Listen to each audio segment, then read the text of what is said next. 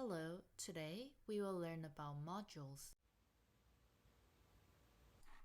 A module is a file that contains Python variables, functions, and classes.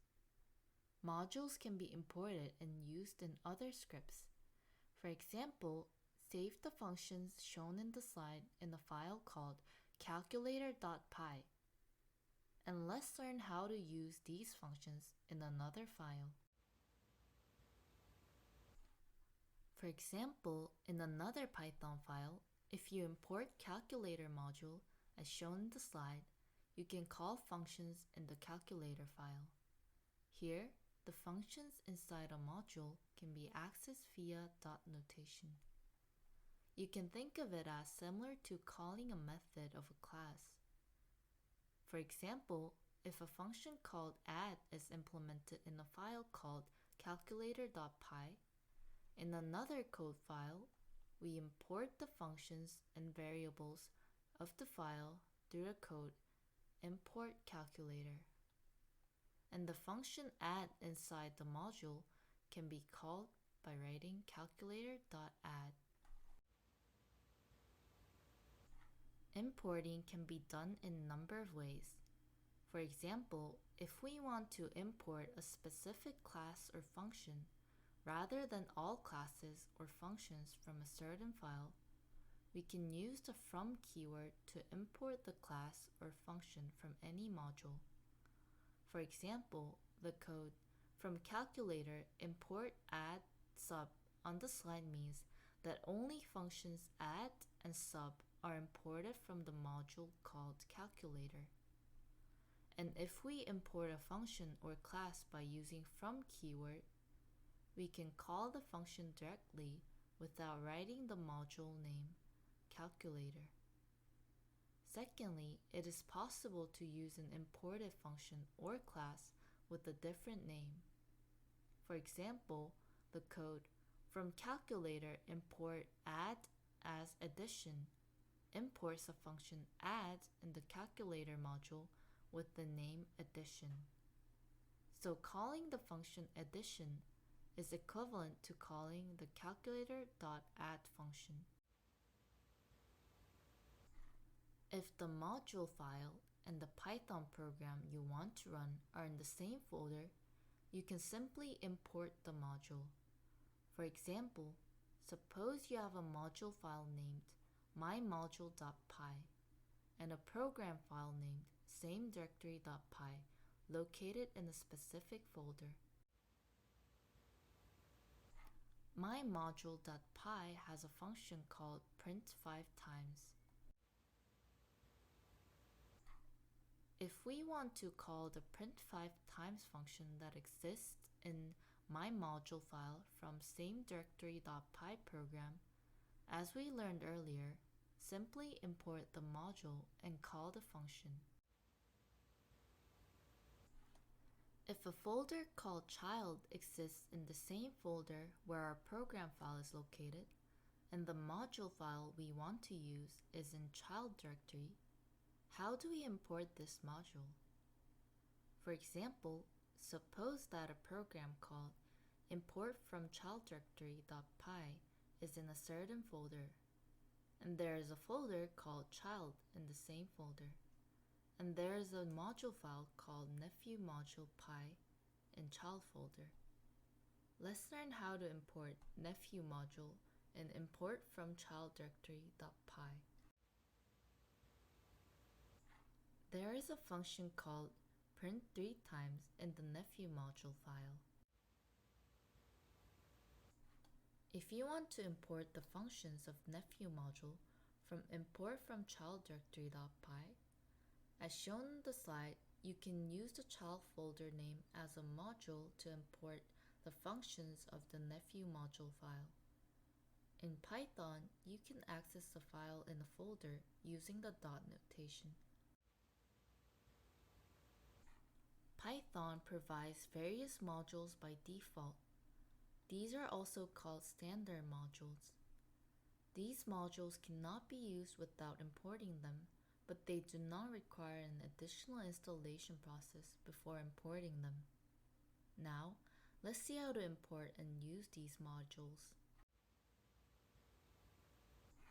The OS module is a module that has functions related to the operating system and is a module provided by default in the Python language. Especially when working with file systems, this module is used. First, let's look at the getCwd function. The getCwd function that exists in the OS module is a function that returns the location where the Python program is started. To run any Python program, you need to enter the command python filename in the console. At this time, the location where you put the command is the current working directory. If the code on the slide is executed in the folder called sample code, the program on the slide displays the location of the folder, which is the return value of getCwd function. If you want to change the current working directory while running a program, you can use a function called chdir.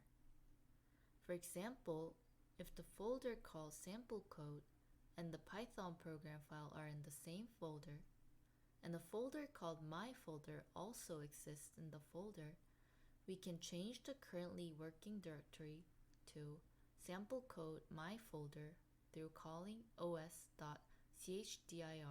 my folder. Of course, even if an absolute path is entered as an argument of chdr, the currently working directory is moved to the location given as an argument. We can move the currently working directory to the parent directory by passing the string double dots and slash as an argument to the chdr function. The os.rename source destination function can rename a folder or file existing in the source location to the string destination.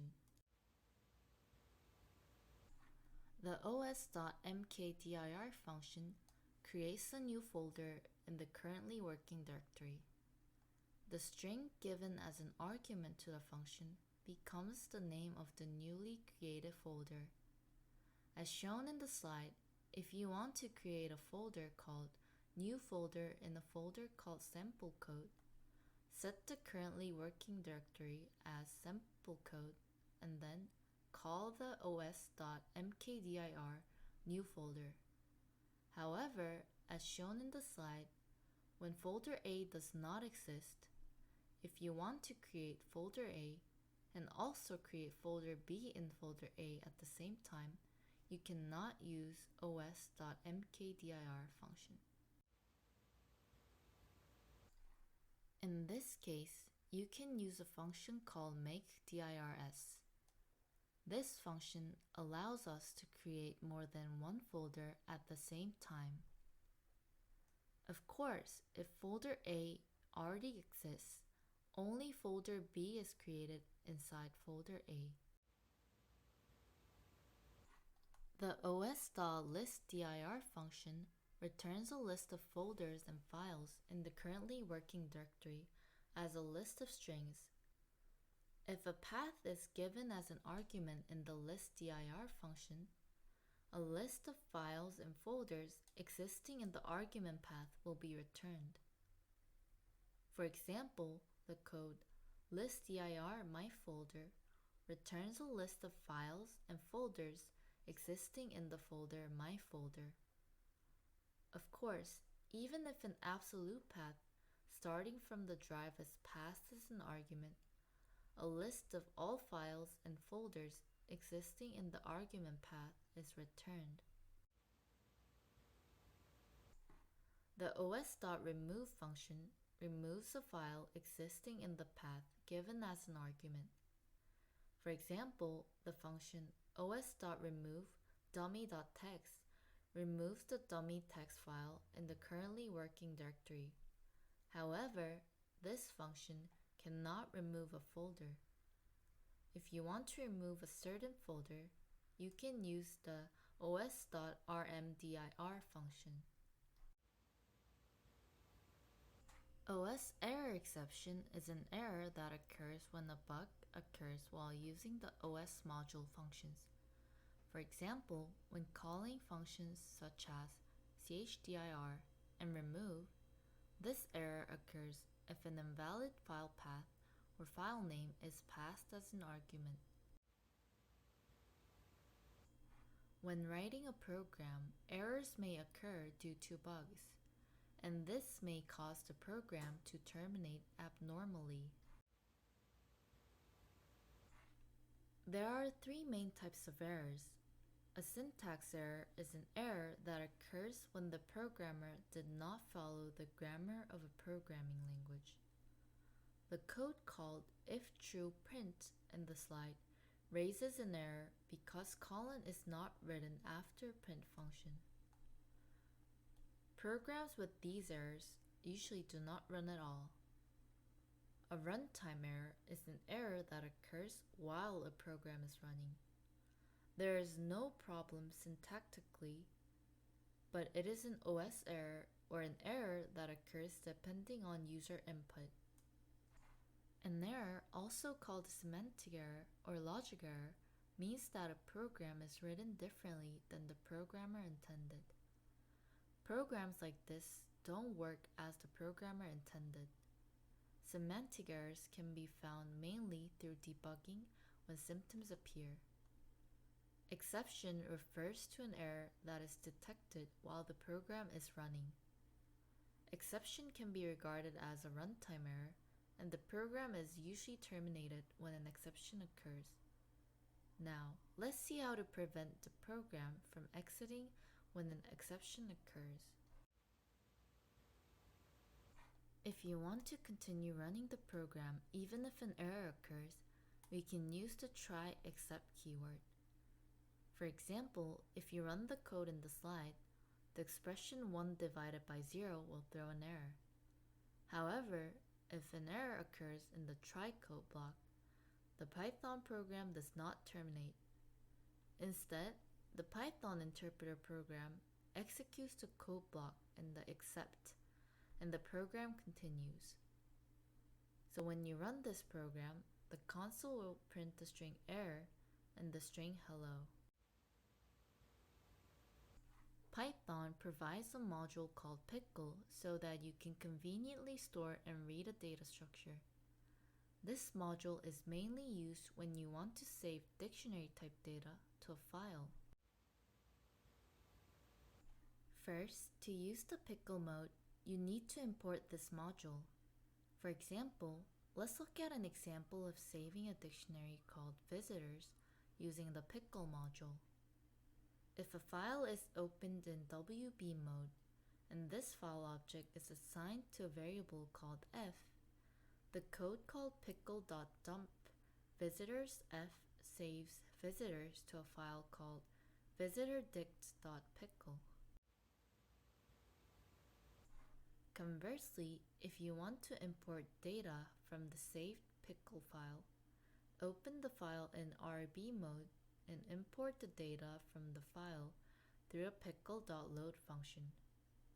For example, if we print the variable loaded in the slide, we can check that the data stored in visitors and loaded are the same. Next, we will learn about the copy module. Let's look at the code on the slide. This code assigns the dictionary variable A to B. However, as we learned in the previous lesson, if you assign a dictionary variable, which is a mutable data type, to another variable, both variables point to the same memory space. When we assign a mutable type variable to another variable, both variables refer to the same memory space. Therefore, if we want to copy the data of a mutable variable and store it in a new memory space, we have to write additional code. So far, we have learned how to copy lists and dictionaries, but we have not learned to copy classes. To solve this problem, Python provides the copy module. If we want to create a new variable with the same data as the data of a mutable data type variable, we can utilize the copy module. The copy.deepCopy function copies only the values of a mutable variable and stores them in a new space and returns them. The copy.deepCopy function can be useful when you want to create a new instance by copying another class instance. Python also provides a module called math, which contains functions related to mathematical calculations. Let's take a look at some useful functions in the math module. The math.ceil function returns an integer that is the rounded up value of x, which is a type float given as an argument. For example, math.ceil1 returns 1. Math.ceil 3.5 returns 4. Conversely, the math.floorx function returns an integer with x rounded down. For example, math.floor2 returns 2, but math.floor 4.2 returns 4. Math.floor minus 1.6 returns minus 2. Math.powxy returns x to the yth power. For example, math.pow 3 4 is equal to multiplying 3 4 times and returns 81. Math.sqrtx is a function that returns the square root of x. In addition to this, there are various functions in the math module. You can check out more functions from the links in the slides. For those who are thinking about what to study in the future, I would like to provide you with information that may help. If you want to study computer architecture, operating systems, and computer science further, I recommend that you study the C programming language first, and then the C++ programming language. And after studying the languages, you can study the subjects I mentioned. If you want to study web development, I recommend that you study JavaScript. There are several versions of JavaScript, and I recommend that you study the modern JavaScript like ECMAScript 6 or higher. And recently, a programming language called TypeScript that can be converted to JavaScript is gaining popularity. If you study this language after studying ES6, you will be able to understand easily. If you want to study problem solving and algorithms, you can study computer science subject called data structures. Also, if you want to improve your problem solving skills and study computer science, I recommend that you learn a functional programming language such as Racket. And the introduction to deep learning we provide can be easily understood by those who have taken this course. Congratulations, you have completed the Introduction to Python Programming course. What you have learned so far will be helpful when you study programming, computer science, and Introduction to Deep Learning course we offer. Thank you.